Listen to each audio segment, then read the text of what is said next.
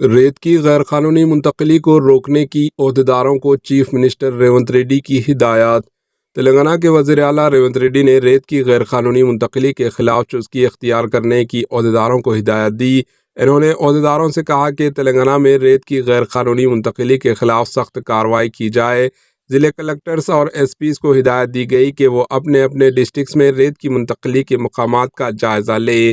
گاڑیوں کی over loading اور غیر قانونی منتقلی کے خلاف وجیلنس کے عہدیداروں کو دعویٰ کرنا چاہیے۔ انہوں نے کہا کہ غیر قانونی منتقلی کے ذریعے حکومت کی آمدنی کو نقصان پہنچایا جا رہا ہے۔